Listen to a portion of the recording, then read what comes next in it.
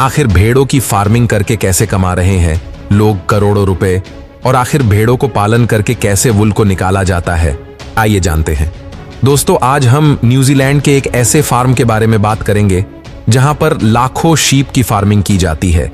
ये इतना बड़ा फार्म है कि यहां लगभग 2000 से भी ज्यादा कर्मचारी काम करते हैं, जिनका काम भेड़ों की देखभाल से लेकर दूध निकालना और अन्य चीजें तैयार करना है।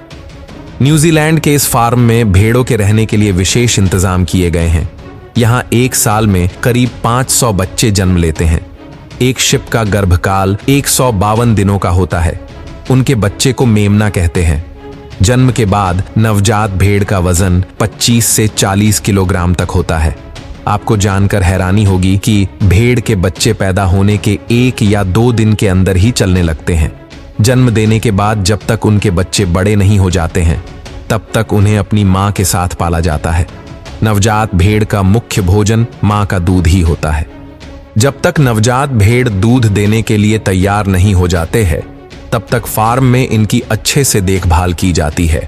जब किसी नए फार्म में भेड़ों को रखा जाता है, तब वहां पर सबसे पहले इनकी बीमारियों की जांच होती है। तमाम प्रोसेस के बाद भेड़ों को दूध देने के लिए ट्रेनिंग दी जाती है।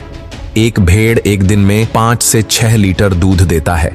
आमतौर पर एक भेड़ दिन में 2 बार दूध देता है, लेकिन यहाँ फार्म में मशीनों की मदद से 3 बार भेड़ का दूध निकाला जाता है। दूध निकालने के लिए भेड़ों को एक एक करके फार्म के मिल्क प्रोसेसिंग एरिया में लाया जाता है। फिर पंप की मदद से दूध को निकालकर मशीनों में स्टोर करते हैं। यहाँ लगभग 3 लाख लीटर भेड़ों के दूध का उत्पादन होता है। इसके 1 लीटर दूध की कीमत 80 से 100 रुपए के आसपास होती है। दूध निकालने के बाद भेड़ के दूध से यहाँ तमाम डेयरी प्रोडक्ट्स बनाए जाते हैं। जब भेड़ों के बाल बड़े हो जाते हैं तो उसे काटकर एक साथ इकट्ठा किया जाता है।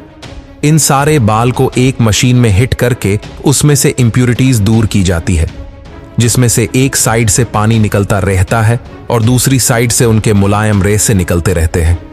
बाद में इन सारे रेसों का एक बंच तैयार कर लिया जाता है। इन बंच को एक ऐसी मशीन में डाला जाता है जहां पर यह मशीन इन रेसों को एक यान के रूप में कन्वर्ट कर देती है। एक रिपोर्ट के मुताबिक हर साल 2.5 मिलियन टन शिप वुल का प्रोडक्शन किया जाता है, जिसमें से यान के साथ साथ चद्दर और मैट्रेस जैसी कई चीजें बनाई जाती है। जब भेड़ उम्र लायक हो जाते हैं तो उन्हें मारकर इनके मांस को अलग कर दिया जाता है और इनको कसाई खानों में लटका दिया जाता है और भेड़ के जरूरी अंगों के हिसाब से इसके मीट को पैक करके मार्केट में भेज दिया जाता है।